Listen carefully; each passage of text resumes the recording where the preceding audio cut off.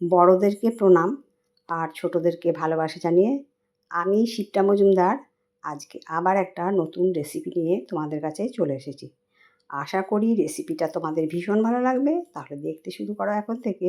আজকে আমি তোমাদেরকে কি দেখাতে চলেছি দেখো বন্ধুরা, আজকে আমি এখানে জগন্নাথ মহাপ্রভুর একটা অত্যন্ত প্রিয় ভোগের রেসিপি তৈরি করে দেখাবো। সেই জন্য এখানে আমি 1 বাটি গোবিন্দভোগ চাল নিয়ে নিয়েছি।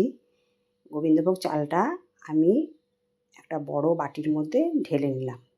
এটা মাঝারি সাইজের একটা বাটিতে করে চালটা নিলাম এবং একটা বড় বাটির মধ্যে চালটা ঢেলে নিয়ে তারপরে আমি জল দিয়ে দিলাম। জলটা দিয়ে কিন্তু আমি ভালো করে ঘষে ঘষে চালটাকে 2বার 3বার জল পাল্টে পাল্টে পরিষ্কার করে ধুয়ে নেব, যেন একটুও সাদা জল না থাকে। একদম পরিষ্কার করে আমি 3বার 4বার জল পাল্টে পাল্টে ধুয়ে নেব। দেখো পরিষ্কার জল বেরিয়ে গেছে, আমি এটাকে ধুয়ে নিয়েছি। এরপরে আমি এটাকে একটা স্ট্রেনারের মধ্যে জল ছেঁকে রেখে দিয়েছি, যে বাদবাকি জলটা আছে সেটাও বেরিয়ে যাবে। এরপরে একটা হামানদিস্তা নিয়ে নিয়েছি, তার মধ্যে একটা বড় এলাচ নিয়ে নিয়েছি, 1/2 ইঞ্চির মতন দারচিনি নিয়ে নিলাম, আর নিয়ে নিচ্ছি 5টা ছোট এলাচ, কিছুটা জয়িত্রী, আর নেব কয়েক দানা গোলমরিচ। এখানে 8-10টা গোলমরিচ আছে। আর নিয়ে নিচ্ছি জায়ফল। জায়ফলটাকে একটুখানি ঘষে নেব, একটা গ্রেটারে করে একটুখানি ঘষে নিচ্ছি। খুব বেশি ঘষে নিতে হবে না, তাহলে কিন্তু তিতো হয়ে যাবে। এটাকে আমি এবারে দরদরে করে বেটে নেব। যাই হোক, এরপরে আমি একটা কড়াই চাপিয়ে দিয়েছি গ্যাসের ওভেনে। তার মধ্যে দিয়ে দিচ্ছি 2 চামচের মতন ঘি। বন্ধুরা, আজকে আমি মহাপ্রভু জগন্নাথ দেবের অত্যন্ত প্রিয় একটা ভোগ রেসিপি তৈরি করে দেখাবো। 56 ভোগের একটা অন্যতম ভোগ, যেটার নাম হলো কণিকা ভোগ। যাই হোক, ঘিটা বেশ গরম হয়ে যাওয়ার পরে আমি এখানে বেশ কিছুটা কাজু বাদাম আর কিশমিশ ধুয়ে পরিষ্কার করে নিয়ে এসেছি। দিয়ে এটাকে হালকা করে সুন্দর মতন করে ভেজে নেব। খুব বেশি কড়া করে ভাজার দরকার নেই, হালকা একটু রঙটা পরিবর্তন হলেই কিন্তু আমি এটাকে ঘিটাকে ছেঁকে ছেঁকে একটা প্লেটের মধ্যে তুলে নিলাম। দেখো সম্পূর্ণ কাজু বাদাম আর কিশমিশটা ভেজে তুলে নিয়েছি। এরপরে কিছুটা নারকেল কুচি নিয়ে নিলাম। তোমরা ইচ্ছা করলে ড্রাই নারকেল নিতে পারো, আমি এখানে ড্রাই নারকেলটাই নিয়েছি। ওটাকে হালকা করে ভেজে নেব। ছোটো ছোটো করে কুচি করে নিয়েছি, এটাকে সুন্দর করে ভেজে নিয়ে আমি নামিয়ে নিলাম। তোমরা ইচ্ছা করে কাঁচা নারকেলও নিতে পারো, আমি এখানে ড্রাই নারকেল নিয়ে ভেজে নিলাম। ওগুলো একটা প্লেটের মধ্যে সুন্দর করে তুলে নিয়েছি। এবার দরদরে করে বেটে রেখেছিলাম যে গোটা মশলাগুলো, সেইটার 1 চামচ দিয়ে দিলাম। আর দিয়ে দিলাম এখানে স্টার অ্যানিস। আমার স্টার অ্যানিসটা ভেঙে গেছে, সেই জন্য একটা গোটা পরিমাণে স্টার অ্যানিস দিয়ে দিলাম, আর একটা তেজপাতা দিয়ে দিলাম। এই তেজপাতা দিয়ে এবার মশলাগুলো সম্পূর্ণটা সুন্দর করে ভেজে নেব, যেন কোনো কাঁচা গন্ধ না থাকে। বেশ কিছুক্ষণ ধরে এই কাজটা করে নিতে হবে, আবার পুড়ে যায় না সেটাও লক্ষ্য রাখতে হবে। আজকে জগন্নাথ মহাপ্রভুর আমি একটা খুব সুন্দর রেসিপি তোমাদেরকে তৈরি করে দেখাচ্ছি। এরপরে স্ট্রেনারের মধ্যে যে গোবিন্দভোগ চালটা জল ছেঁকে রেখে দিয়েছিলাম সেটা সম্পূর্ণটা দিয়ে দিলাম। এরপরে হালকা হাতে গোবিন্দভোগ চালটাকে নেড়ে ছেড়ে ভেজে নিতে হবে। যেমন পোলাওয়ের চাল আমরা ভেজে নিই সেরকম করে সুন্দর মতন করে, যখন দেখে বুঝতে পারবো একটু সাদা সাদা বেশ ভাব হয়ে গেছে, ততক্ষণ পর্যন্ত নাড়িয়ে চাড়িয়ে সুন্দর করে আমি এখানে ভেজে নেব। এইভাবে বেশ কিছুক্ষণ নাড়িয়ে চাড়িয়ে নিয়ে কালারটা যখন একটু চেঞ্জ হলো, তারপরে পরিমাণ মতো জল দিয়ে দিয়েছি। যেই বাটিতে করে আমি গোবিন্দভোগ চাল নিয়েছিলাম সেই বাটিটি মাপে আমি এখানে প্রায় 1.25 বাটি জল দিয়ে দিলাম।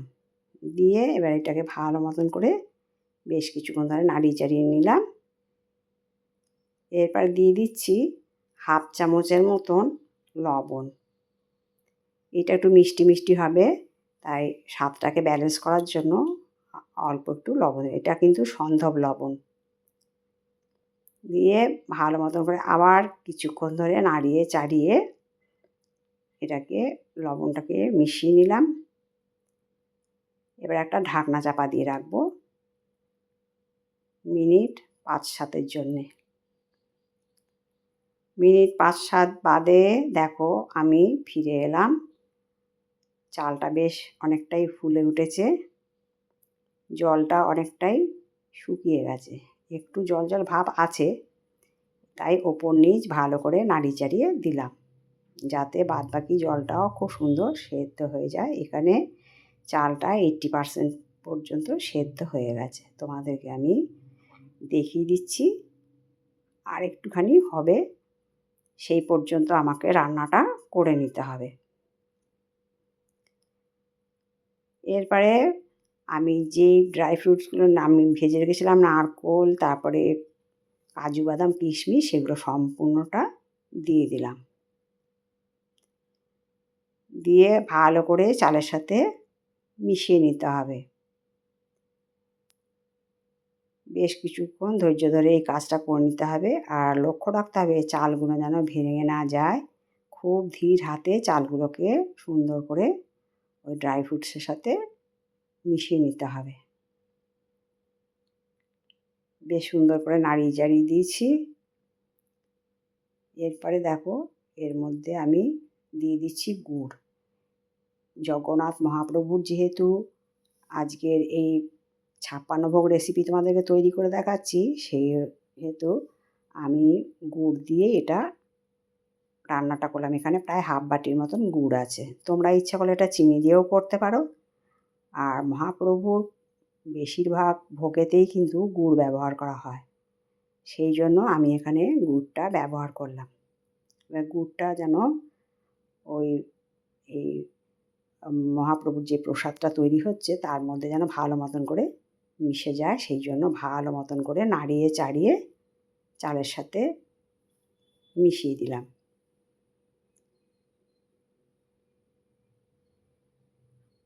আর জলটা একটুখানি দিয়ে দিলাম, কেননা একটু শুকনো ভাব হয়ে গেছে, সেই জন্য আর হাফ বাটি জল দিয়ে দিলাম। তাতে করে গুড়টাও খুব সুন্দর গলে যাবে, আর বাদবাকি যতটুকু চালটা সেদ্ধ হওয়ার বাকি আছে সেটাও সুন্দর মতন করে সেদ্ধ হয়ে যাবে। এইভাবে নাড়িয়ে চাড়িয়ে বেশ কিছুক্ষণ ধরে রান্নাটা করে নিতে হবে। হালকা হাতে এই রান্নাটা কিন্তু করতে হবে। আর এটা একটু মিষ্টি মিষ্টি হবে, যেহেতু এটা মহাপ্রভুর প্রসাদ, সেই জন্য একটু এই প্রসাদটা মিষ্টি মিষ্টিই হয়। দেখো জলটা কিন্তু অনেকটাই শুকিয়ে গেছে, আর ভাতটাও বেশ ঝরঝরে হয়ে গেছে।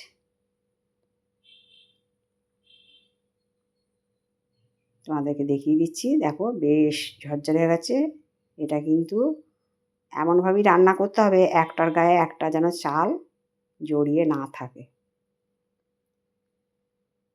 বেশ কিছুক্ষণ নাড়িয়ে চাড়িয়ে নেওয়ার পরে আমি গ্যাসের নবটা অফ করে দেবো, দিয়ে ঢাকনা চাপা দিয়ে রাখবো মিনিট 5-এর জন্য।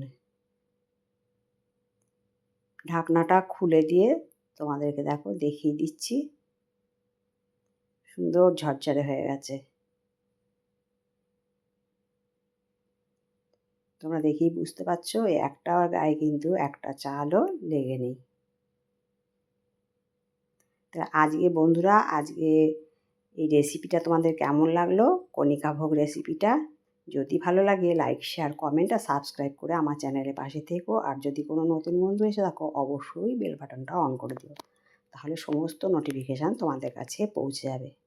আর আমার চ্যানেলে এরকম নিত্য নতুন সহজ সরল অনেক সুন্দর সুন্দর রেসিপি আছে, ইচ্ছা করলে তোমরা চ্যানেলটাকে একটুখানি ঘুরে যেতে পারো। দেখো ভোগটা কিন্তু একদম ঝরঝরে হয়ে গেছে, একটা প্রসাদও কিন্তু একটার গায়ে একটা লেগে নেই। আমি একটা বাটির মধ্যে সার্ভ করে নিচ্ছি। তোমাদের কেমন লাগলো আজকের রেসিপিটা তোমাদের সুন্দর সুন্দর কমেন্টসের মাধ্যমে জানিও। তোমাদের সুন্দর সুন্দর কমেন্টস পেলে আমি কিন্তু আরও একটা রেসিপি তৈরি করতে অনেক উৎসাহ পাই। আর আমার কাছের দূরে যত বন্ধু আছো তোমরা আমার প্রাণ ভরা ভালোবাসা নিও। দেখো কত সুন্দর দেখতে হয়েছে। তাহলে জগন্নাথ মহাপ্রভুর মহাপ্রসাদ ৫৬ ভোগের মধ্যে অন্যতম কণিকা ভোগ তোমাদের কেমন লাগলো? আশা করি ভালো লেগেছে। তাহলে তোমরাও বাড়িতে একবার ট্রাই করো। তাহলে আজকে এই পর্যন্ত রাখলাম। অন্য কোনো দিন অন্য কোনো রেসিপিতে আবার দেখা হবে কেমন? টাটা।